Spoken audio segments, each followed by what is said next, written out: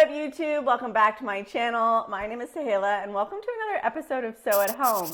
This episode has been 2 years in the making. I started working on my secret linen closet so long ago, but it turned out even better than expected. And today I'm excited to share how I not only created this secret linen closet, but made this custom framed mirror to hang on the door to create that perfect concealed look. I started this project late in my pregnancy, then didn't touch it for almost a year. It wasn't until we finished the basement that I finally felt the spark to pick it back up. The edges of the doorway had never been finished, so before we could install a door, I had to add some J-beads and make it presentable.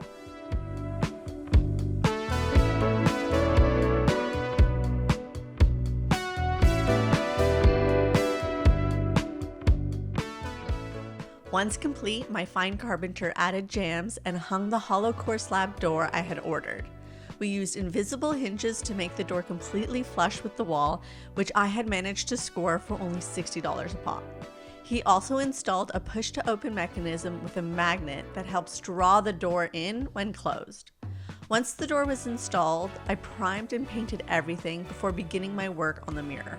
With mirror measurements in hand, I grabbed some craft paper and used the side with a grid to help me visualize and plan a full-scale version of what I wanted this mirror to look like.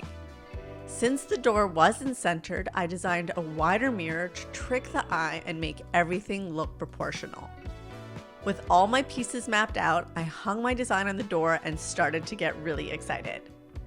Over the next week, I thrifted a bunch of cheap mirror before heading to Louise's studio. I just arrived at Louise's new studio. You might remember her from my home renovation series. We worked on the stained glass window for my main floor powder room together. I designed it, she made it for me. She's an amazing stained glass artist. You should check her out. But I was able to thrift a bunch of mirror this week, some big pieces too.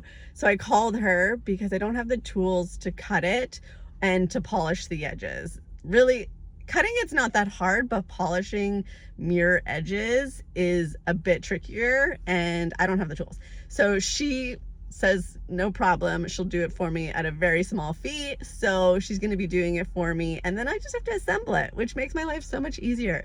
But yeah, I'm really excited to check out her new studio, so let's go inside. It was so nice to step into Louise's world again and visit her studio. I was able to go over all the details of this new piece with her and answer any questions she had about how I wanted the edges of each piece to look. A week later, she called me back to let me know that she was done cutting and polishing all my pieces and that I could come pick them up.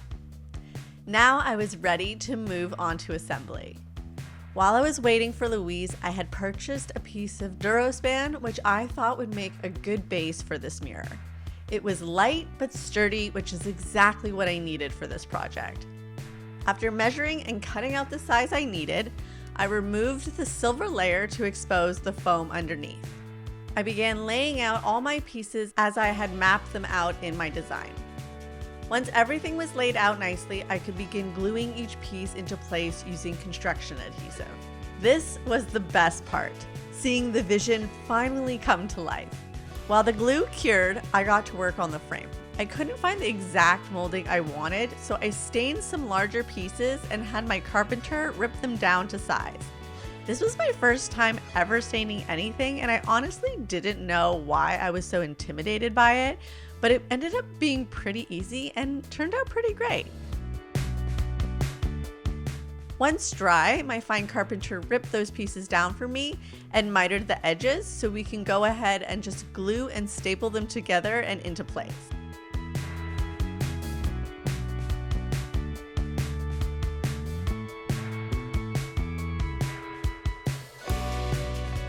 The next week, after everything had dried, we were ready for install. We added a cleat to the bottom of the door for support and used 3 different glues to bond the mirror to the door. 24 hours later, the clamps could come off and my hidden linen closet would finally be complete. Okay, moment of truth. I just grabbed my drill and my drill bits. I'm gonna head upstairs and take all of the supportive gear off of the mirror and see if it stays.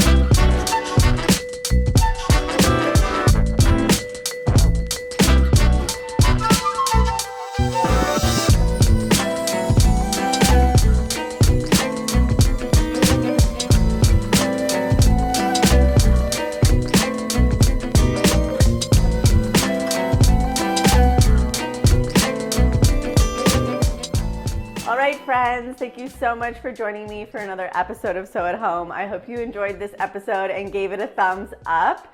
If you have any questions, I have linked the blog post to this episode below, so you can always go check that out, see if you get any of your answers there. And if you still have comments or questions, you can always leave those below. But it's been an absolute pleasure as always, and I hope to see you guys again next time. Bye.